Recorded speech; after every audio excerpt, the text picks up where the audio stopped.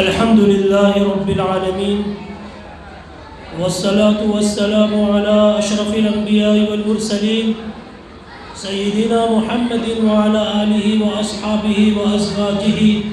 وأهل بيته وذرياته أجمعين. أما بعد، أعوذ بالله من الشيطان الرجيم. بسم الله الرحمن الرحيم. أم كنتم شهداء إذ حضر يعقوب الموت إذ قال لبنيه ما تعبدون من بعدي. وعن عبد الله بن عمر رضي الله عنهما عن النبي صلى الله عليه وسلم قال: كلكم راع وكلكم مسؤول عن رعيته والأمير راع والأب راع على أهل بيته والإمرأة راعية في بيت زوجها وولده فكلكم راع وكلكم مسؤول عن رعيته، أو كما قال عليه الصلاة والسلام. صدق الله العظيم وصدق رسوله النبي الكريم، ونحن على ذلك من الشاهدين والشاكرين، والحمد لله رب العالمين. اسٹیج پر جلوہ افروز بہت ہی احترام کے لائق علماء کرام، ملت ایجوکیشن سوسائٹی کے پریزیڈنٹ جناب زاہد صاحب، ہمارے ساتھ بہت دور سے مشقت برداشت کر کے سفر کی صعوبت اٹھا کر ہمارے سفر کے ساتھی بننے والے حضرت جناب حافظ یوسف صاحب، قاری ابراہیم صاحب، اور میرے اسلامی بھائیوں، مکاتب کے طلباء اور طالبات، سب سے پہلے میں اپنے ان نونہالوں کو تہہ دل سے مبارکبادی پیش کرتا ہوں کہ ان لوگوں کے پروگرام سن کر حقیقت میں اپنے دل کے تأثرات کا اظہار کر رہا ہوں کہ مجھے بہت ہی مسرت ہوئی، بہت خوشی ہوئی. بچیوں نے اور بچوں نے مختلف پروگرام، قرآن مجید کی تلاوت، نعت، حمد اور مکالمہ جن بچیوں نے پیش کیا. میں مکالمہ کے وقت جو بچیاں ہماری مکالمہ پیش کر رہی تھی ریاکاری کے عنوان پر، حج کے قصے کو عنوان بنا کر، اس وقت میرے دل میں علامہ اقبال رحمۃ اللہ علیہ کا یہ شعر بار بار گشت کر رہا تھا: نہیں ہے نا امید اقبال اپنی کشت ویراں سے، نہیں ہے نا امید اقبال اپنی کشت ویراں سے، ذرا نم ہو تو یہ مٹی بہت زرخیز ہے ساقی. یعنی ان بچوں نے جس جرأت کے ساتھ، جس ہمت کے ساتھ اپنے پروگراموں کو پیش کیا ہے، اس سے اندازہ ہوتا ہے کہ یہ مٹی بہت زرخیز ہے. کھیتی کرنے والا کسان چاہیے، ان کی صلاحیتوں کو ان کے اندر سے باہر لا کر اجاگر کرنے والے رجال کار چاہیے. ایسے اولیاء، والدین اور ایسے اساتذہ، ایسے مربین چاہیے جو ان نسل نو سے، ان میں جو اللہ تعالیٰ نے صلاحیتیں پوشیدہ رکھی ہیں، ان کو بیدار کرے، ان کو ظاہر کرے، اور ان کو اپنی سوسائٹی کے لیے ایک بہت ہی معین، مددگار اور نافع فرد بنا کر پیش کرے. بہت ہی خوشی اور مسرت کا اظہار پھر دوبارہ کرتا ہوں کہ مکاتب کے ان بچوں نے پروگرام الحمدللہ ہماری توقع سے کہیں زیادہ اچھے انداز میں پیش کیا. یہ جیسے بتلایا گیا کہ بہت سارے مکاتب کا فقط ایک سیمپل ہے. میں یہ کہنا چاہ رہا تھا کہ ہر مکتب میں اس انداز کا جلسہ ہونا چاہیے.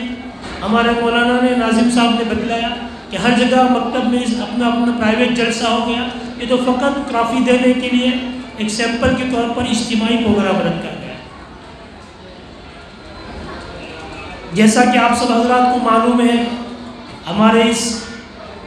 جمع ہونے اور مل بیٹھنے کا اصل مقصد جلسے کا اصل موضوع اور سبجیکٹ یہ ہے کہ مکاتب کی اہمیت اس زمانے میں کیا ہے، کتنی ہے، اور مکاتب کے کیا افادیت ہو سکتی ہے۔ آپ سمجھیے کہ مکاتب جو ہیں وہ کسی بھی قوم کے لیے ان کے مذہب سے ان کے رشتے کو، ان کی تہذیب سے ان کے رشتے کو جوڑے رکھنے کے لیے، مضبوط طریقے سے ان کو اپنی تہذیب، اپنے کلچر، اپنے مذہب کے ساتھ مربوط رکھنے کے لیے ریڑھ کی ہڈی۔ مکاتب کی تعلیم کی فکر کرنا اپنی نسلوں کے لیے، اپنے اولاد کے لیے، اس بات کے لیے کوشاں ہونا، کوشش کرنا، اپنی جان، اپنے مال، اپنی دولت، اپنا سب کچھ ان کے لیے خرچ کرنا، آپ یقین جانیے کہ آپ اپنی نسلوں کے ایمان کو محفوظ کرنے پر یہ سب اپنا قیمتی سرمایہ خرچ کرتے جا رہے ہیں۔ ایک مسلمان کی بنیادی فکر اس زندگی میں ایک مومن کے لیے سب سے اہم ایشو اس کی زندگی میں اور لائف میں کیا ہو سکتا ہے؟ مسلمان کے لیے اس کے اسلام نے اس کو جو عقیدہ بتلایا ہے، ہم سب حضرات اپنے اس عقیدے سے واقف ہیں کہ یہ دنیا عارضی ہے، دنیا میں مختصر مدت کے لیے اللہ تعالیٰ نے ہم لوگوں کو بھیجا ہے اور ہم کو اس نے مکلف بنایا ہے آخرت کی زندگی کی بہتری پیدا کرنے کے لیے۔ ایک مسلمان کے لیے اس دنیا کی زندگی میں سب سے اہم اور سب سے پرائیورٹی والا مسئلہ وہ یہ ہے کہ اپنی اور اپنے بچوں کی، اپنی نسلوں کی ایمان کی حفاظت کریں۔ یا ایھا الذین آمنوا قوا انفسکم واہلیکم نارا۔ ایمان والوں، قرآن صاف صاف ایمان والوں کو مخاطب بنا کر کہتا ہے، اے ایمان والوں، اپنی ذات کو اور اپنے گھر والوں کو اس آگ سے بچاؤ۔ قوا انفسکم واہلیکم نارا وقودھا الناس والحجارہ۔ قیامت کے بعد آنے والی اس آگ سے بچاؤ جس کا ایندھن، جس میں جلانے کے لیے انسانوں کو اور پتھروں کو، بتوں کو ڈالا جائے گا۔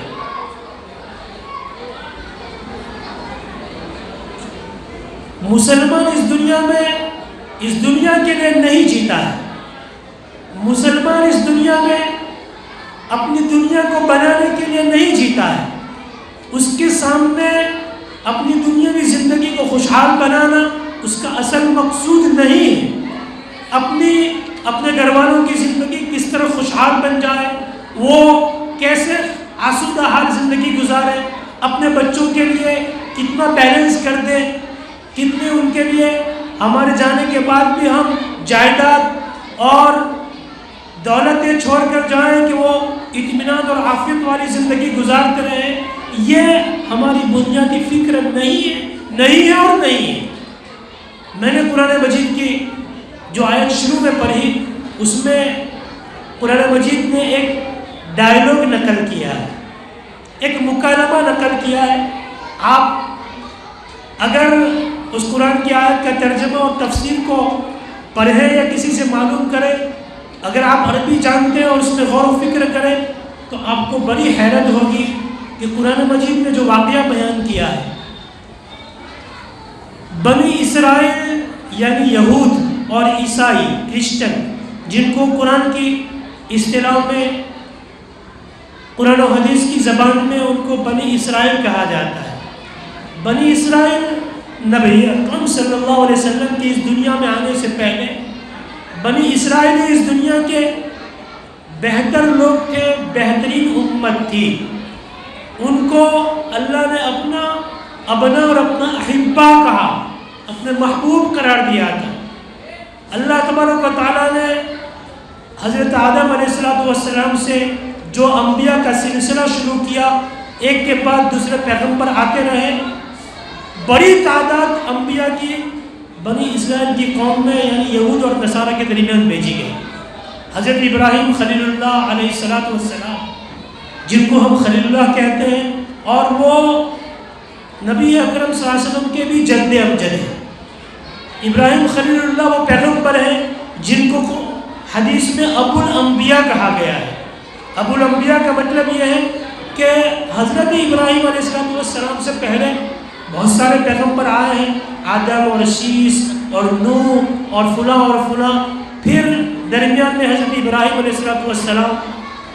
پیغمبر بنا کر بھیجے گئے۔ حضرت ابراہیم کے بعد پھر دنیا میں بے شمار پیغمبر آئے ہیں، جتنے پہلے آئے اس سے زیادہ آئے ہیں، جتنے انبیاء اس کے بعد دنیا میں آئے سب کے ساتھ حضرت ابراہیم کی اولاد میں اور نسل میں بھیجے گئے۔ اس معنی کر کے ابراہیم علیہ السلام کو ابو الانبیاء کہا گیا ہے۔ حضرت ابراہیم علیہ السلام کے صاحبزادے اسحاق ہیں اور اسماعیل ہیں۔ حضرت اسماعیل بھی پیغمبر ہیں، اسحاق بھی پیغمبر ہیں۔ اسماعیل کی نسل میں حضرت اسماعیل پیغمبر بنے، اس کے بعد کوئی پیغمبر نہیں آیا، یہاں تک کہ سب سے آخری قریب حضرت اسماعیل کی نسل میں آخری خاتم الانبیاء محمد الرسول اللہ صلی اللہ علیہ وسلم پیغمبر بنا کر بھیجے گئے۔ لیکن حضرت ابراہیم کے دوسرے صاحبزادے حضرت اسحاق جو ہیں، ان کی نسل میں پے در پے کنٹینیوس پیغمبر آتے رہے، بلکہ کبھی کبھی تو سلسلہ اس طرح چلا کہ باپ پیغمبر، بیٹا پیغمبر، پوتا پیغمبر، پوتے کا لڑکا پیغمبر، خاندان میں وراثت میں نبوت چلنے لگی۔ حضرت ابراہیم پیغمبر ہیں، نبی ہیں بہت بڑے، ان کے صاحبزادے اسحاق پیغمبر ہیں،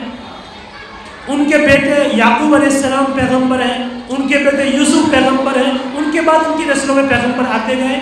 قرآن مجید نے یہاں جو ڈائلاگ اور مکالمہ نقل کیا ہے، حضرت یعقوب علیہ السلام کا نقل کیا ہے۔ حضرت یعقوب ابراہیم کے بیٹے اسحاق کے بیٹے ہیں، یعنی حضرت ابراہیم خلیل اللہ کے پوتے ہیں۔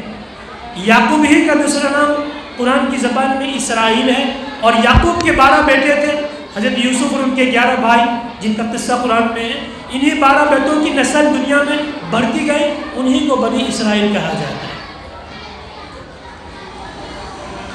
حضرت یعقوب علیہ السلام کا ایک مکالمہ، ایک بات میں آپ حضرات کی توجہ اس بات کی طرف متوجہ کرنا چاہتا ہوں کہ قرآن نبی اکرم صلی اللہ علیہ وسلم پر اتاری گئی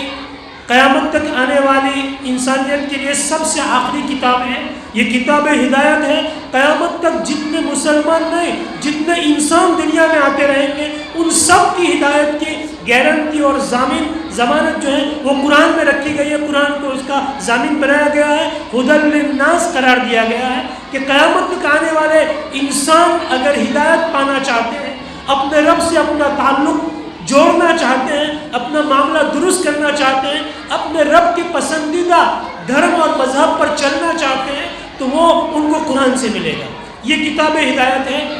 تو اس میں ظاہر ہے کہ قرآن میں وہی اصول، وہی ہدایتیں، وہی سوچنائیں بیان کی گئی ہیں جو آنے والے انسانوں کے لیے آئندہ کے لیے گائیڈنگ کرتی رہے گی، رہبری کرتی رہے گی۔ اس قرآن میں اللہ تبارک و تعالیٰ نے ہم لوگوں کے لیے، قیامت تک آنے والے انسانوں کے لیے، ہمارے آنے سے بہت سال بلکہ صدیوں پہلے کے ایک گزرے ہوئے بنی اسرائیل کے پیغمبر کا ایک مکالمہ اور ایک ڈائلاگ ہمارے سامنے نقل کیا۔ تو سوال یہ ہے کہ آخر ایسا کیوں کیا؟ وہ جو ایک پیغمبر تھے حضرت ابراہیم کے بیٹے اسحاق اور ان کے بیٹے یعقوب، ان کا اپنا قصہ ہے، ان کا اپنا واقعہ ہے۔ قرآن آخر ہمارے سامنے اتنے سینکڑوں سال پہلے کا یہ واقعہ کیوں بیان کرتا ہے؟ ظاہر بات ہے کہ اس میں کوئی نہ کوئی اللہ تعالیٰ کی بڑی حکمت ہے، اور وہ ہمارے علماء قرآن اور مفسرین قرآن کہتے ہیں کہ اللہ تبارک و تعالیٰ نے قرآن میں ان واقعات کو بیان کیا ہے دراصل آنے والے انسانوں کی عبرت کے لیے، ان کے اعتبار کے لیے، ان کو سمجھانے کے لیے۔ حضرت اسحاق علیہ السلام کے بیٹے یعقوب کا واقعہ میں مختصراً بیان کر دوں۔ قرآن نے اس کا ایک منظر کھینچا ہے، ایک عجیب انداز میں منظر کشی کی ہے، خاص اسلوب کے ساتھ۔ یہ قرآن کا اعجاز ہے۔ حضرت یعقوب علیہ السلام اپنی زندگی کے آخری سانس گن رہے ہیں، ان کی زندگی کا اب عین ہونے والا ہے، ختم ہونے والا ہے، بستر مرگ پر ہے۔ ان کو یقین ہو چکا ہے کہ میری سانسیں اب اکھڑنے والی ہیں، اور اب میں جو ہے وہ اجل کا لقمہ بننے والا ہوں، فرشتے اجل میری روح قبض کر لے گا، اور میرا اس دنیا سے اب جو ہے وہ الوداع ہے۔ وہ بالکل آخری وقت میں ہے۔ آپ تھوڑی دیر کے لیے سوچیں، ہم میں اور تم میں،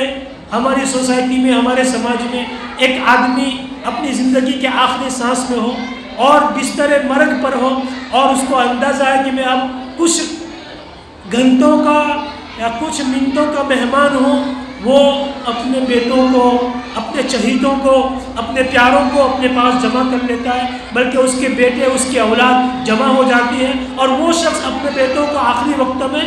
بہت ہی زیادہ اس کے نزدیک جو اہم بات ہو سکتی ہے، جس کو وہ سب سے زیادہ ضروری سمجھتا ہوگا، وہ باتیں اپنے بیٹوں کو کہے گا، جن کو ہم اور آپ وصیت کہتے ہیں۔ وصیت میں آدمی یہ دیکھتا ہے کہ آخری وقت میں چانس بہت تھوڑا ہے اور زیادہ لمبی بات کرنے کا موقع نہیں ہوتا، بہت ضروری بات ہے اپنی اولاد کے لیے وہ ضروری سمجھتا ہے، وہ فوراً کہہ دیتا ہے، لڑکھڑاتی زبان سے بھی کہہ دیتا ہے۔ وہ یہ کہتا ہے، ہم نے اور آپ نے دیکھا ہے اپنے سوسائٹی میں، باپ یہی کہتا ہے کہ دیکھو میں تو اب جا رہا ہوں، میرے مرنے کے بعد تم آپس میں اتحاد اور مل جل کر رہنا، آپس میں جھگڑا نہ کرنا، لڑائی نہ کرنا، مل کر رہو گے تو تمہاری قوت باقی رہے گی، لوگ تم سے غلط فائدہ نہیں اٹھائیں گے۔ اور وہ بہت پوائنٹ کی طرف اشارہ کرتا ہے کہ فلاں فلاں ہمارے خیر خواہ ہیں، ان سے دوستی رکھنا، ان سے مشورہ لینا، فلاں فلاں ہمارے حاسد ہیں، ہمارے دشمن ہیں، ان کی چال سے اپنے آپ کو چوکس رکھنا، ان کے پاس نہ جانا، ان کے معاملہ نہ کرنا، اور پھر باتیں جو مخفی ہوتی ہیں وہ بھی کھول دیتا ہے، میں نے تمہارے لیے وہاں بھی پلاٹ رکھا ہے، وہاں بھی میں نے دکان رکھی ہے، یہاں میں نے بیلنس رکھا ہے، اب میں جا رہا ہوں، یہ تمہارے حوالے، یہ اس لیے کہ وہ یہ اس کے دل میں اپنے بیٹوں کی محبت ہوتی ہے، اور ہر ماں باپ کے دل میں اپنے اولاد کی محبت ہوتی ہے، یہ اللہ نے پیدا کی ہے۔ اولاد کی محبت ماں باپ کے دل میں اللہ نے رکھی ہے۔ پیغمبر وقت، نبی آخر الزماں محمد الرسول اللہ صلی اللہ علیہ وسلم، جو ولایت کے اور نبوت کے بہت اونچے مقام پر اور اللہ تعالیٰ کی محبت کے سب سے اعلیٰ مقام پر، اس پیغمبر کا نابالغ بیٹا، چھوٹی عمر کا بیٹا اگر وفات پا جاتا ہے، اس پیغمبر کی آنکھ سے بھی آنسو نکل رہے ہیں اور وہ اپنے بیٹے کی موت پر روتا ہے۔ یہ کیوں؟ صحابہ حیرت سے دیکھنے لگے، یا رسول اللہ آپ بھی روتے ہیں؟ کہا یہ اللہ کی محبت ہے جو ماں باپ کے دل میں اللہ نے رکھی ہوتی ہے۔ ہم اپنے بیٹے کی اس جدائی پر غمگین ہیں، وَإِنَّا بِفِرَاقِكَ لَمَحْزُونُونَ یا ابراہیم۔ تو باپ کے دل میں ایک اپنے بیٹوں کی محبت ہوتی ہے، اس محبت کی وجہ سے وہ یہ مجبور ہوتا ہے، وہ چاہتا ہے کہ میرے رہتے ہوئے جیسے میں نے اپنے بیٹوں کو کوئی تکلیف نہیں ہونے دی، کسی قسم میں کوئی تنگی نہیں ہونے دی، ان کو اچھا کھلایا، اچھا پلایا، اچھی طریقے سے سیٹ کیا، اور کوئی ان کو گہری آنکھ سے دیکھنے کی ہمت نہیں کرتا تھا۔ اس کی محبت یہ چاہتی ہے کہ میرے باپ بھی میرے بیٹے اتنے ہی اچھے انداز میں رہیں، خوشحال رہیں، کامیاب اور بہترین زندگی گزاریں، اس لیے وہ ایسی باتیں کہتا ہے۔ قرآن نے حضرت یعقوب علیہ السلام کی آخری زندگی کے لمحات کا منظر کھینچا، وہ اپنے بیٹوں کو بلاتے ہیں اور اپنے بیٹوں سے کچھ خاص باتیں کہنا چاہتے ہیں۔ آپ اندازہ لگائیں وہ کیا کہہ رہے تھے۔ یہی وہ بات ہے جس کو بیان کرنے کے لیے اور 15ویں صدی کے مسلمانوں کو سمجھانے کے لیے قرآن نے وہ پورا قصہ یہاں ایک خاص انداز میں منظر کشی کرتے ہوئے بیان کیا ہے کہ مسلمان قرآن کو پڑھیں، قرآن کو سمجھے، قرآن سے عبرت لے، قرآن والوں سے، قرآن جاننے والوں سے درس قرآن سنے کہ قرآن ہم سے کیا چاہتا ہے، قرآن ہم سے کیا مانگتا ہے۔ اللہ تبارک و تعالیٰ نے حضرت یعقوب علیہ السلام کے آخری قریب کے وقت کا منظر کھینچا، ان کے بیٹے جمع ہیں اور اپنے بیٹوں سے کچھ خاص باتیں وصیت کے طور پر کر رہے ہیں، اور وہ چاہتے ہیں اپنے بیٹوں سے کہ میں بہت اطمینان دل کے ساتھ دنیا سے رخصت ہونا چاہتا ہوں، تم میرے ساتھ معاہدہ کر لو، مجھے وعدہ کر کے بتلاؤ کیا؟ قرآن مجید کہتا ہے ام کنتم شہداء اذ حضر یعقوب الموت اذ قال لبنیہ ما تعبدون من بعدی۔ عجیب و غریب اسلوب ہے قرآن کا۔ مفکر اسلام علامہ سید ابو الحسن ندوی رحمۃ اللہ علیہ، جو ہمارے ماضی قریب کے ہندوستان کے بہت چوٹی کے عالم گزرے، بلکہ ایسی مثال اب اس زمانے میں بہت کم ہے، نادر ہے، کمیاب ہے یا نایاب ہے۔ مفکر اسلام کہتے ہیں اگر مجھے لوگ آ کر یوں کہیں کہ قرآن کا ایک چھوٹا سا جملہ، قرآن کا ایک چھوٹا سا ڈائلاگ، قرآن کی ایک چھوٹی سی دعوت ہمیں دے دو، ہم اس کو چوراہوں پر، شہروں کے مرکز کی جگہوں پر ان کو بینر کی شکل میں لوگوں کے سامنے لانا چاہتے ہیں کہ قرآن انسانیت سے کیا چاہتا ہے، قرآن مسلمانوں سے کیا کہتا ہے، کہ قرآن کی کوئی جامع بات، قرآن کا کوئی ایسا میسیج جو بہت ہی جامع ہو اور بہت اہم ہو اور چھوٹا بھی ہو، ایک پوسٹر میں آ جاتا ہو، ہم ان کو چوراہوں پر لگائیں گے۔ اگر لوگ مجھ سے آ کر مانگے کہ ہمیں بتلا دو تو میں ان کو یہ آیت لکھ کر دے دوں گا کہ اس کو شہروں کے چوراہوں پر عام کر دو۔ مسلمانوں کی بستیوں میں اس کو عام کر دو اور ہر ایک کے کان اور دل میں اس کا پیغام پہنچا دو۔ قرآن نے کہا ام کنتم شہداء اذ حضر یعقوب الموت، اے لوگوں اپنے پڑھنے والوں سے، جس زمانے میں قرآن اتر رہا ہے، یہ آیت اتر رہی ہے، وہ زمانہ حضرت یعقوب علیہ السلام کی دنیا سے گزر جانے کے بعد صدیوں کے بعد کا زمانہ ہے، کئی سو سال کا فاصلہ ہے۔ قرآن پڑھنے والوں سے اللہ فرماتا ہے ذرا بتلاؤ تم موجود تھے جب یعقوب کے پاس آخری وقت موت کا وقت وہاں پہنچا؟ اب کنتم شہداء، کیا تم لوگ وہاں موجود تھے جب یعقوب کے پاس موت کا پیغام لے کر فرشتہ پہنچ گیا؟ اس وقت اس نے اپنے بیٹوں سے کیا کہا؟ اذ قال لبنیہ، جب یعقوب نے اپنے بیٹوں سے کہا کہ میرے چہیتوں، میرے پیاروں، میں نے تمہیں زندگی میں جیسا تربیت دینی چاہیے اور جیسا تمہارے اندر ایمان مضبوط کرنا چاہیے، جس طریقے سے تمہارے حقوق ادا کرنے چاہیے، میں نے پوری کوشش کی، اب میں مر رہا ہوں، میں چاہتا ہوں کہ مرتے وقت میرا دل، میرا کلیجہ ٹھنڈا ہو جائے، تم مجھے پھر اتنا بتلا دو۔ انہوں نے نہ یہ نصیحت کی نہ وصیت کی کہ دیکھو ہمارے اتنی جائیداد ہیں، تم وراثت میں تقسیم کر لینا، لڑیو مت، آپس میں جھگڑیو مت، اپنے کھیت ہیں، اتنے باغ ہیں، اتنے مکان ہیں، تم آپس میں تقسیم کر لینا، یا فلاں سے ہمارا قرضہ باقی ہے۔ نہیں، انہوں نے یہ کہا کہ مجھے تو فقط اطمینان اس بات کا چاہیے کہ تم مجھے فقط اتنا کہہ دو مرتے وقت کہ ما تعبدون من بعدی، میرے مرنے کے بعد تم اس دنیا میں کس کی عبادت کرو گے؟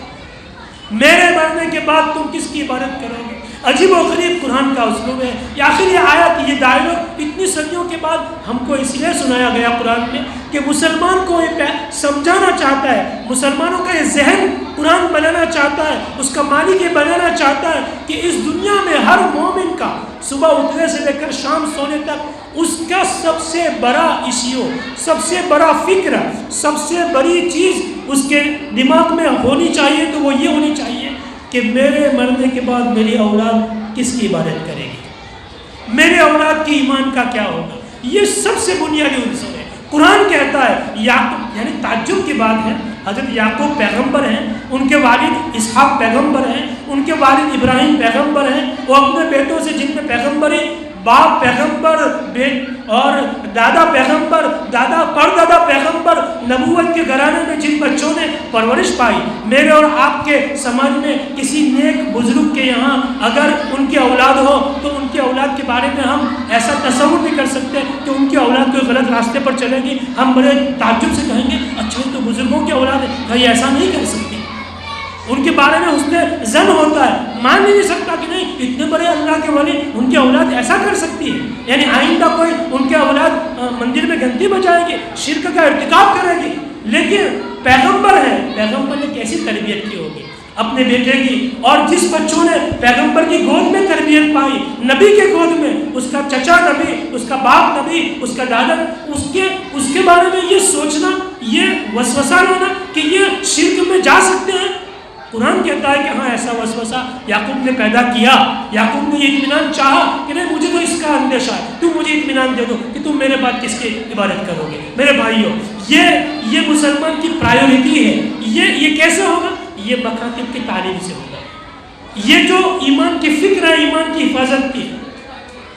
آج کے اس ماحول میں ہمارے ملک کے جو حالات بنتے جا رہے ہیں، آج سے 100 سال پہلے ہمارے مشائخ علماء دیوبند نے حضرت شیخ الہند رحمۃ اللہ علیہ کی طرف ان مکاتب کی نسبت کی جاتی ہے کہ آج سے 100 سال پہلے 2022 ہے،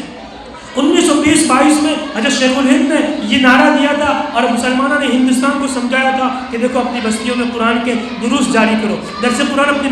مسجدوں میں درس قرآن جاری کرو اور بستیوں میں مکاتب کا رواج ڈالو۔ یہ اس زمانے کے حالات، میں آپ کو یہ سمجھانا اور کہنا چاہتا ہوں اور بالکل دلیل کے ساتھ بتلا سکتا ہوں کہ جتنا خطرہ اس زمانے میں ہمارے اکابر دیوبند کو مسلمانوں پر شرک کا، ارتداد کا تھا، اس سے کئی گنا زیادہ آج ہماری نسلوں پر یہ خطرات منڈلاتے جا رہے ہیں۔ ان کو دین سے، ان کے کلچر سے، ان کی تہذیب سے مرتد کرنے کا پورا زور لگایا جا رہا ہے۔ جو نئی تعلیمی پالیسی آ رہی ہے ملک نے، اور ملک میں جو حکومت ہیں انہوں نے جو نئی ایجوکیشن پالیسی بنائی ہے جو آئندہ سالوں میں نافذ ہونے جا رہی ہے، یہ پالیسی پڑھیں، سنیں، ان میں غور کریں، یہ کیا، کس دائرے میں ہم کو لیا جا رہا ہے۔ اکبر الہ آبادی نے بڑا مانخیز شہر کہا ہے، یوں قتل سے بچوں کے بدنام نہ ہوتا، افسوس کے فرعون کو کالج کی نہ سوجی۔ یعنی کسی بھی قوم کو، کسی پوری جتھے کو، پوری جماعت کو، پوری قوم کو ان کے دین سے، ان کے تہذیب سے پھیرنے کے لیے سب سے زیادہ مؤثر ترین ذریعہ، سب سے خاموش ہتھیار جس میں کوئی شور شار نہیں ہوتا، کہا وہ یہ ہے کہ ان کو ان کی مذہبی تعلیم سے ان کا رشتہ کاٹ دیا جائے، ان کے مذہبی کلچر سے ہٹا دیا جائے، اور جب یہ بات ہو جائے گی تو پھر دھیمے دھیمے یہ سب جو ہے اگرچہ کرتا بھی پہنیں گے، داڑھی بھی رکھیں گے، لیکن دل اور دماغ سے یہ ہمارے ہندو کلچر کو تسلیم کر لیں گے۔ ایسا ہو رہا ہے جہاں جہاں مکاتب نہیں ہیں، جن علاقوں میں مکاتب کا رواج نہیں تھا، آج سے 50 سال پہلے کا واقعہ ہے، گجرات ہی کے بعض ایسے ضلعوں میں، ہمارا جنوبی گجرات کا ضلع جو ہے سورت بروچ، وہ تو الحمدللہ بزرگوں کی آمد کی برکت سے شیخ الاسلام حضرت مولانا حسین احمد مدنی رحمۃ اللہ علیہ اور ان کے خلفاء بارہا آتے رہے، بکثرت علماء آتے رہے، اور یاد رکھیے اپنی بستیوں میں علماء اور بزرگان کا دین کا آنا اور جانا، بکثرت ان کی آمد و رفت ہونا، یہ جو برکات اور جو خاص اثر چھوڑ کے جاتا ہے وہ ہم اور آپ اس کا ادراک نہیں کر سکتے، لیکن غیر شعوری طور پر وہ ہماری نسلوں کی اور ہماری تہذیب کی حفاظت کے پائے ڈال دیتا ہے۔ ہمارے ضلعوں میں ہم نے دیکھا اس بات کو، لیکن جو ضلع گجرات کے وہ تھے جہاں ارتداد پھیلا تھا، کھیرا اور کھیرا کے ساتھ پنچ محل، گودرا، داہود، آج سے 40-45 سال پہلے کا واقعہ ہے، باقاعدہ ارتداد پھیلا، اور کئی قبیلے اور کئی برادریاں، بڑی بڑی جماعتیں مسلمان بستیوں کی جو ہے وہ شرک کے اندر چلی گئی اور مشرک بن گئی۔ جمعیت علماء نے اس وقت اپنا وقت بھیجا تھا دہلی سے، اور ان علاقوں کا سروے کیا، جو کچھ کوششیں کی گئی ان کو سمجھانے کی، ان کو واپس لانے کی، وہ تو کی گئی، لیکن آخر میں انہوں نے یہ سروے کرنے کے لیے ڈیلیگیشن بھیجا کہ اب یہ پہلے آپ اندازہ لگاؤ کہ ان بستیوں میں مسلمانوں کی ارتداد آخر کیوں پھیلا۔ جمعیت کے وفد نے وہاں دورہ کیا اور جو رپورٹ تیار کی، اس رپورٹ میں یہ لکھا ہوا تھا کہ ہم نے دیکھا ان ضلعوں میں گشت لگا کر اور اس کا سروے کر کے کہ مسلمانوں کی جن بستیوں میں مکاتب پائے گئے، اور مکاتب کا رواج تھا کسی نہ کسی درجے میں، کسی شکل میں، ٹوٹا پھوٹا مکتب، لیکن مکتب چل رہا تھا، ہم نے دیکھا کہ وہ بستیاں ارتداد سے محفوظ رہیں، اور اسی کے پڑوس کی کچھ بستیاں جہاں مکتب کا رواج نہیں تھا، وہ بستیوں کے لوگ مرتد ہو گئے، ارتداد کی شکار ہو گئے۔ اس لیے مولانا حسین احمد مدنی رحمۃ اللہ علیہ بہت خم ٹھوک کر کہتے ہیں کہ مسلمانوں اپنی بستیوں میں اپنی نسل کے لیے مکاتب کا نظام مضبوط کر لو۔ یہ اگر مکاتب کے نظام کو مضبوط کر لیا گیا، تمہاری نسلوں نے بچپن کے زمانے میں مکتب کی تعلیم اگر حاصل کر لی ہے، شیخ الاسلام کہتے تھے کہ میں گارنٹی دیتا ہوں کہ وہ ارتداد سے زندگی بھر محفوظ رہے۔ آج اس سے کہیں زیادہ اس بات کی ضرورت ہے، مسلمانوں کو ہوش کے ناخن لینے کی ضرورت ہے، مسلمانوں کو ہوش کے ناخن لینے کی ضرورت ہے۔ جو ہوائیں آ رہی ہیں، جو اشارے مل رہے ہیں، وہ شاعر نے کہا تھا، نہ سمجھو گے تم ہی تو جاؤ گے ہندوستان والوں، تمہاری داستان تک نہ رہے گی داستانوں میں۔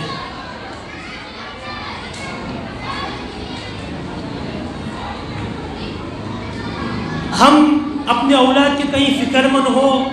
دنیاوی جو ایجوکیشن ضروری ہے، اپنے بچوں کو اسکول کی تعلیم دلانا، اس سے انکار بھی نہیں ہو سکتا، بہت ضروری ہے۔ اس زمانے میں اعلیٰ سے اعلیٰ اسکولی ایجوکیشن کا انتظام بھی ہم کریں، لیکن جن اسکولوں میں ہم بھیج رہے ہیں ان اسکولوں سے ہمارے بچوں کے واپس آنے کے بعد ماں باپ متفکر ہو، متیقظ ہو، اور پوچھے اپنے بچوں کو کہ تم کو اسکول میں کیا سکھایا گیا۔ بہت ضروری ہے ان اسکولوں میں، سرکاری اسکولوں میں بھی یا کرسچن کی اسکولوں میں اور دوسری بہت ساری اسکول۔ ایک زمانے میں کرسچن اسکولوں کا بڑا خطرہ تھا اور اس پہ کہیں لوگ بیدار تھے، اب اس سے زیادہ ہم لوگوں کو اپنے برادران ملک کی ان اسکولوں کے بارے میں متیقظ ہونے کی ضرورت ہے کہ ہم غیر مسلموں کی اسکول میں اپنے بچے کو اگر دلا رہے ہیں تعلیم، ان روز اپنے بچوں کو لے کر بیٹھے، ماں باپ اپنے بچوں کو وقت دے، 30 منٹ 20 منٹ رات میں اپنے بچوں کو لے کر بیٹھے اور ان سے پوچھیں، مکتب کی تعلیم تو لازم ہے ہی، ان کے ساتھ ان کو پوچھے بیٹھے تم کو اسکول میں آج تمہاری میم نے کیا سکھایا، تم کو کیا بلوایا۔ ہمارے بزرگ استاد محترم محدث عصر حضرت شیخ الحدیث محمد یونس جونپوری رحمۃ اللہ علیہ، جن کا بھی کچھ سالوں پہلے انتقال ہوا، حضرت جونپوری اپنے سبق میں فرمایا کرتے تھے کہ اپنے بچپن کا واقعہ کہ میں بہت چھوٹا تھا اور 4 سال کی عمر کو پہنچا، جب اسکول جانے کا مرحلہ آیا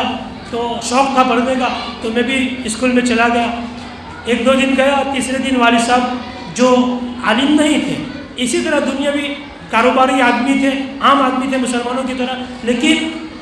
متیقظ تھے اپنے اولاد کے تئیں۔ انہوں نے پوچھا تیسرے چوتھے دن میں جو میڈم نے کہا تھا وہ پاٹھ یاد کر رہا تھا یا جو بلوایا تھا وہ بول رہا تھا، تو میں گھر میں بول رہا تھا، وہ گھر میں آیا اپنے کھیت سے یا اپنی دکان سے، میں بول رہا تھا طوطا رام رام بولتا ہے،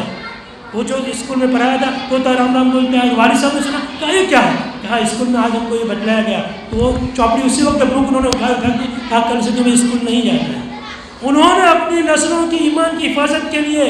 دنیاوی ایجوکیشن سے محروم ہونے کو برداشت کر لیا، قبول کر لیا، لیکن اس بات کو گوارا نہیں کیا کہ میرے اس نادان ذہن کے اوپر بچپن میں شرک کا سایہ پڑ جائے، شرک کی باتیں، شرک کے عقیدے ان کے دماغ میں گھسا دیے جائیں۔ کہا ایسا ہرگز نہیں ہو سکتا۔ آپ کو معلوم ہے ہمارے ملک میں انگریزوں نے کئی 100 سال حکومت کی ہے، 200 سال انگریزوں کا یہاں اقتدار رہا۔ انگریز جس طرح ہندوستان میں، پاکستان میں، بنگلہ دیش میں اور اس بر صغیر میں اپ کھنڈ میں جیسے حکمران رہے، دنیا کے بہت سے اور ملکوں میں بھی انہوں نے اس وقت جو ہے اپنا سکہ جمایا تھا۔ مشہور تھا کہ انگریز کی سلطنت میں سورج غروب نہیں ہوتا ہے۔ اس کی حکومت اس طرح پھیلی ہوئی تھی ایشیا کے ملکوں میں کہ یہاں غروب ہوتا ہے تو دوسرے اسی کے ماتحت کے ملک میں سورج طلوع ہو رہا ہوتا ہے۔ اسی طرح یہ جیسے انگریز کی کالونی تھی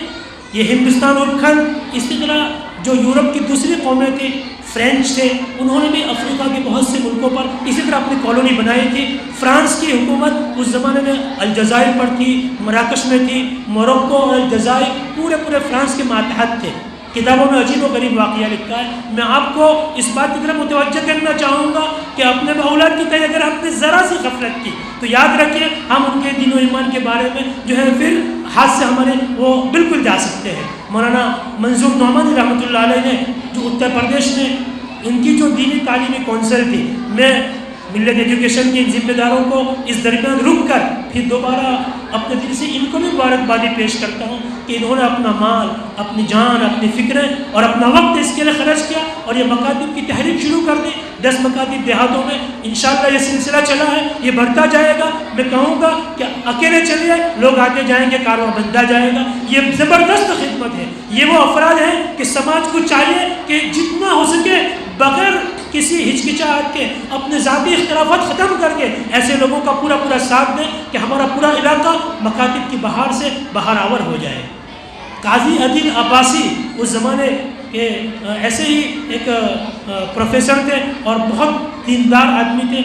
لکھنؤ کے علاقے میں، مشرقی یو پی میں۔ مولانا ابو الحسن ندوی رحمۃ اللہ علیہ اور مولانا منظور نعمانی رحمۃ اللہ علیہ ان کا پورا تعاون کرتے تھے اور وہ مکاتب کی تحریک چلاتے تھے اور دیہاتوں میں مکاتب کا نظام تھا ان کا۔ اس جلسے میں مولانا منظور نعمانی نے ایک مرتبہ مسلمانوں سے خطاب کر کے فرمایا تھا کہ لوگوں 2 باتوں میں سے ایک بات پر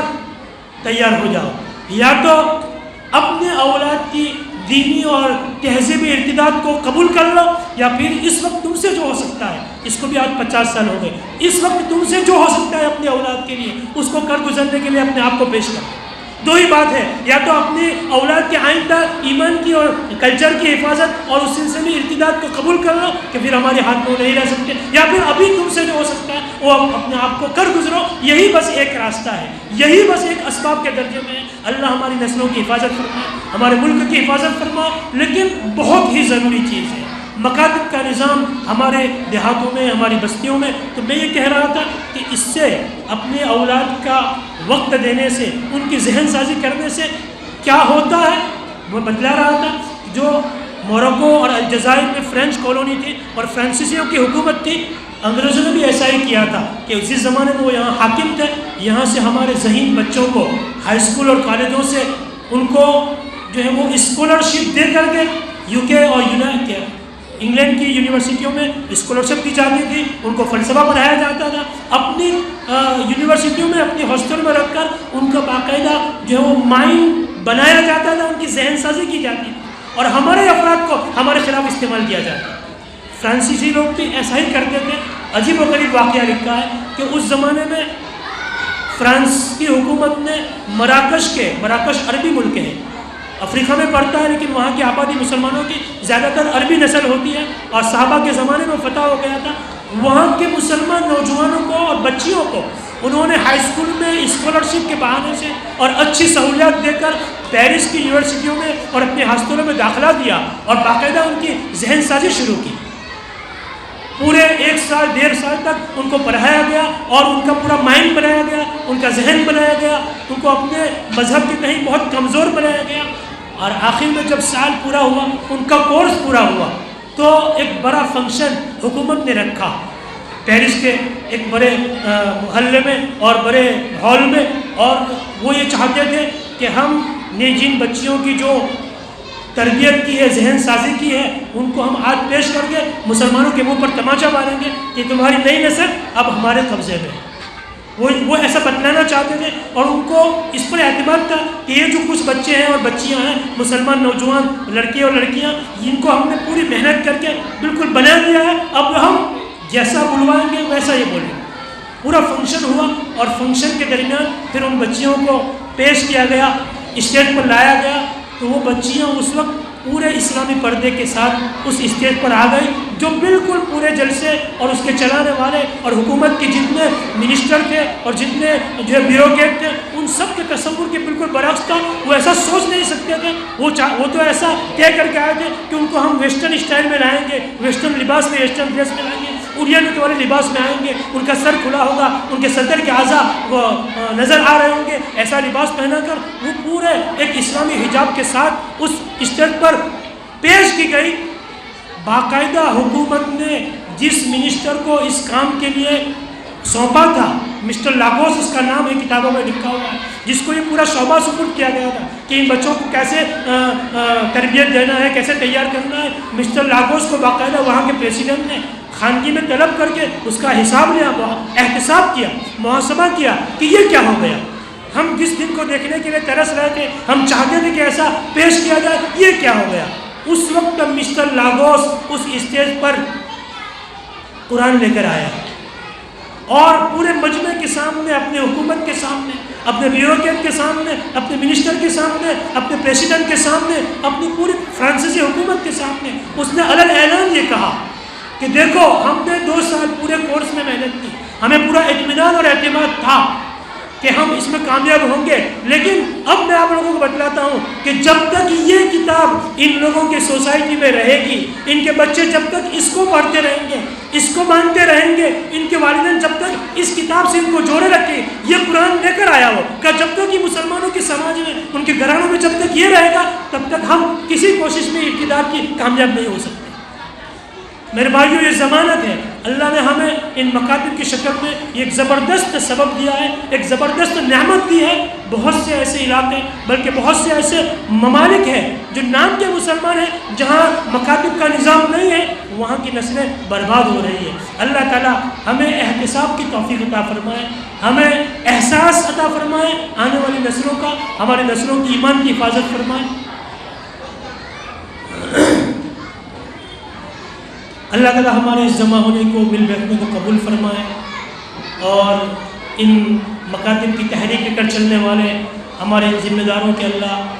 ہر اعتبار سے حفاظت فرمائے، ان کو اخلاص سے مالا مال فرمائے، ان کے ہر قدم پر نصرت فرمائے، اور ان کے قافلے میں لوگ ملتے جائیں اور قافلہ بڑا بنتا جائیں. اور امید کرتے ہیں اللہ تعالیٰ سے کہ پونا شہر کا کوئی محلہ مسلمان کا اور کوئی مسجد مکتب کے مضبوط نظام سے انشاءاللہ آئندہ کچھ سالوں میں خالی نہیں رہے گی. ہر شخص اپنے کہیں اس کا ذمہ دار ہے. کلکم راعی وکلکم مسئول عن رعیتہ. نبی اکرم صلی اللہ علیہ وسلم نے فقط علماء کو ذمہ دار نہیں بنایا، فقط مفتیوں کو اور داعیوں کو ذمہ دار نہیں بنایا. اللہ کے رسول کا فرمان ہے، عبداللہ بن عمر فرماتے ہیں، اللہ کے رسول صلی اللہ علیہ وسلم نے ایک ایک مسلمان کو مخاطب بنایا کہ اے لوگوں، تم میں سے ہر شخص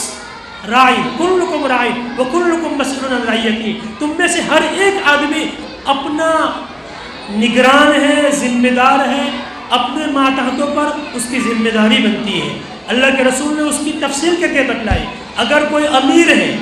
اگر کوئی ذمہ دار ہے، اگر کوئی حاکم ہے چھوٹا یا بڑا تو وہ اپنے ماتحت جو پبلک ہے، رعیت ہے، اس کا ذمہ دار ہے، اس کی نگرانی کرے، ان کی ایمان کی اور ان کے دین کی، ان کے کلچر کی فکر کرے۔ تم میں سے اگر کوئی باپ ہے تو اپنے ماتحت اپنے گھر کے افراد، اپنی بیوی، اپنے بچے، اپنی بہنیں، ان لوگوں کے ایمان کی، تہذیب کی اور ان کی ہر چیز کا وہ ذمہ دار ہے۔ بلکہ اس نے فرمایا اپنے شوہر کے گھر اور اپنے شوہر کی اولاد کی ذمہ دار ہے کہ اپنے اولاد کو کیسا لباس پہنائے گی۔ اپنے اولاد کے ذہنوں میں بچپن سے، مکتب میں بچہ 4 سال کے بعد آئے گا، لیکن 4 سال جو پہلے گزرتے ہیں وہ اپنی ماں کی گود کے اندر رہتا ہے، یہ بچے کا پہلا مکتب ہے۔ 4 سال کے بعد بچہ یہاں معلم اور استاذ کے پاس آئے گا اور معلم اس کو سکھائے گا، لیکن یاد رکھیے معلم جو اس کو سکھائے گا وہ اسی وقت کامیاب ہوگا جبکہ اس سے پہلے والے مکتب میں، اپنے ماں کی گود کے مدرسے میں اس نے ایمان کو سیکھا ہوگا، اس نے یقین کو سیکھا ہوگا، اس کے دل میں توحید ہوگی، معنی داری ہوگی۔ ہماری مائیں بہنیں اس بات پر چوکس ہو جائے، وہ اپنے ایمان کو درست کرے، اپنے نظریات، اپنے عقائد صحیح کرے اور اپنے نونہال، اپنے دودھ پیتے بچے، اپنے چھوٹے بچوں کو ہر روز اس بات کا اہتمام کرے کہ ان کو ایسی چیزیں سنائیں، ایسی کہانیاں سنائیں، ایسے اقوال سنائیں، ایسی باتیں سنائیں، صحابہ کرام کے حالات سنائیں، ایسے دلچسپ واقعات صحابہ کے سنائیں۔ یہ دوہری ذمہ داری عورت کی۔ حضور نے فرمایا کہ عورت اپنے شوہر کے گھر اور ان کی اولاد کی پوری ذمہ دار ہے۔ اللہ تعالیٰ ہمیں احتساب کی توفیق عطا فرمائے۔ جب تک احتساب پیدا نہیں ہوتا ہے تب تک بات بڑھتی نہیں ہے، کام آگے نہیں بڑھتا۔ ہم میں سے اگر ہر شخص اس بات کا تہیہ کر لے کہ میں اپنے بچے کے بارے میں ان کے مکتب کی تعلیم میں کوئی کمپرومائز نہیں کروں گا، پہلی بنیادی اور پرائیورٹی میری یہ رہے گی کہ میرا بچہ مکتب کی تعلیم سے محروم نہ رہے، ہر شخص پھر اپنے ماتحت، اپنے محلے اور اپنی بستی اور اپنی بستیوں کی، ارد گرد بستیوں کی، مسلمانوں کے علاقے کی فکر کرے۔ جیسی جیسی اللہ نے جن کو وسعت دی ہے، مال دیا ہے، بدن دیا ہے، تندرستی دی ہے، اس کے لیے اپنے آپ کو کھپائیں۔ یہ اس وقت کا جہاد ہے، یہ اس وقت کا جہاد ہے۔ اللہ ہمیں توفیق عطا فرمائے۔ اللہ اس ہونے والے جلسے کو، ہمارے بچوں کو خوب کامیاب بنائے، ان کے ایمان کو، ان کے عقیدے کو مضبوط فرمائے، ہماری نسلوں کو محفوظ فرمائے، ہمارے اس ملک کے حالات درست فرمائے۔ یہ دعا عظمت و جملہ جہاں امین بار وآخر دعوانا الحمدللہ رب العالمین۔